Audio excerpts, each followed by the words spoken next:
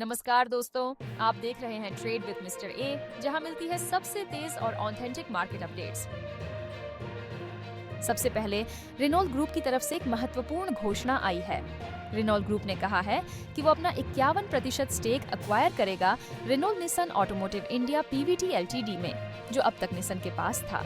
क्या ये स्टेप भारतीय बाजार के लिए एक बड़ा गेम चेंजर हो सकता है? इस एक्विजिशन के बाद निसान अपनी प्रेजेंस इंडिया में बनाए रखेगा और अपने निसान मैग्नाइट जैसे मॉडल्स को कंटिन्यू करेगा। अब बात करते हैं कुछ महत्वपूर्ण फाइनेंशियल अपडेट्स की, जो कल यानी 1 अप्रैल से आपको डायरेक्टली इम्पैक्ट करेंगे। नई टैक्स ईयर के साथ सैलरी टैक्स स्लैब्स में चेंजेस आएंगे। हाँ, बिल्कुल, आपके होम बजट पे भी फर्क पड़ने वाला है। आपने सुना है एलपीजी सिलेंडर प्राइसेस में रिवीजन हो सकती है, और एक और सरप्राइज, पीएनजी रेट्स भी रिवाइज हो सकते हैं। तो रोड ट्रिप्स के लिए अपना बजट थोड़ा टाइट रखिए। अब बात करते हैं शुक्रवार के बाजार की क्लोजिंग की। 28 मार्च को भारतीय शेयर बाजारों ने वित्तीय वर्ष को थोड़ा नकारात्मक नोट पर समाप्त किया। सेंसेक्स में 191.51 पॉइंट्स की गिरावट देखी गई, जो कि 0.25% की कमी है, और सेंसेक्स 77,414.92 पर क्लोज हुआ। हालांकि समग्र वित्तीय वर्ष में सेंसेक्स ने 5.1% का लाभ दिखाया, लेकिन आखिरी दिन थोड़ा दबाव देखने को मिला। इसी तरह निफ्टी फिफ्टी भी 72.6 पॉइंट्स यानी 0.31% नीचे गया और 23,519.35 पर बंद हुआ। निफ्टी का कुल लाभ भी वित्तीय वर्ष 25 में 5.34% रहा। आगे बढ़ने से पहले अगर आप अभी तक हमारे चैनल को सब्सक्राइब नहीं किए हैं तो जल्दी से सब्सक्राइब कर लें, ताकि आप कोई भी अपडेट मिस न करें।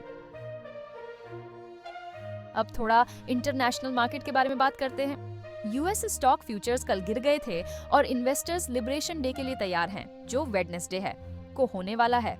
ट्रंप प्रशासन नए टैरिफ्स इम्पोज कर सकती है और रेसिप्रोकल टैरिफ्स भी हो सकते हैं। इस मार्केट डाउनफॉल का आप पर क्या असर पड़ता है? क्या आपने इस समय में अपनी निवेश को विविध करने का सोचा है? अब बात करते हैं एक और महत्वपूर्ण आर्थिक अपडेट की। गोल्डमैन सैक्स ने अपनी 12 मंथ रिसेशन प्रोबेबिलिटी को 35% तक बढ़ा दिया है, जो पहले 20% थी। यह फैसला उन्होंने वीक इकोनॉमिक कंडीशंस और बढ़ती व्यापारिक तनातनी को देखते हुए लिया है। उन्होंने अपनी 2025 की ग्रोथ फोरकास्ट भी रिवाइज कर दी है, जिसमें यूएस टैरिफ्स और weaker then expected economic performance को मुख्य कारण बताया गया है। देश के सबसे बड़े electric two wheeler maker Bajaj auto ने मार्च में अपनी सेल्स को टॉप किया है और बेचे हैं 30,133 यूनिट्स। बजाज ने 25.8% का मार्केट शेयर अपने नाम किया। टीवीएस iQube ने भी अच्छा परफॉर्म किया, बेचे हैं 26,481 यूनिट्स और अपना नाम 22.6% मार्केट शेयर किया। चलिए अगली खबर पर नजर डालते हैं। Aditya Birla real estate limited ने अपने पल्प एंड पेपर प्लांट को उत्तराखंड के लाखवान से आईटीसी लिमिटेड को 3,498 करोड़ रुपए में बेचने का ऐलान किया है। इस डिवेस्टमेंट का मुख्य उद्देश्य Aditya Birla real estate limited के कोर रियल एस्टेट बिजनेस पर ज्यादा ध्यान केंद्रित करना है। अब बात करते हैं एक एक्साइटिंग आईपीओ के बारे में। Gujarat based renewable energy solutions provider Prozeal green energy ने अपना draft red herring prospectus file किया है सेबी के साथ, और कंपनी 700 करोड़ रेज करने की प्लानिंग कर रही है।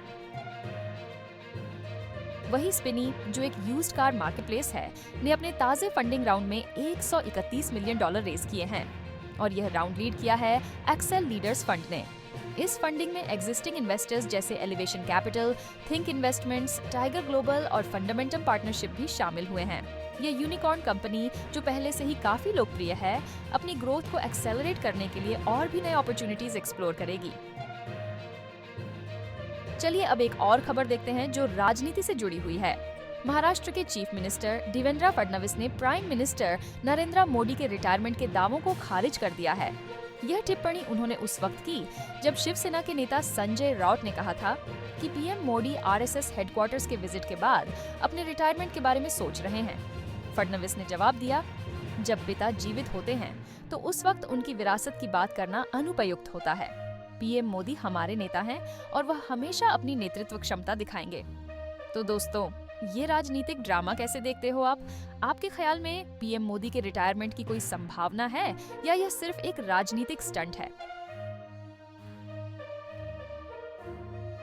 तो दोस्तों, आज की मार्केट अपडेट यही थी। कैसी लगी आपको ये खबरें? अपनी राय कमेंट सेक्शन में लिखना न भूलिए।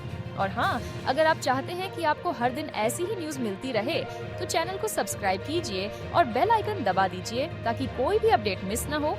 मिलेंगे कल नए अपडेट्स के साथ, तब तक के लिए हैप्पी ट्रेडिंग।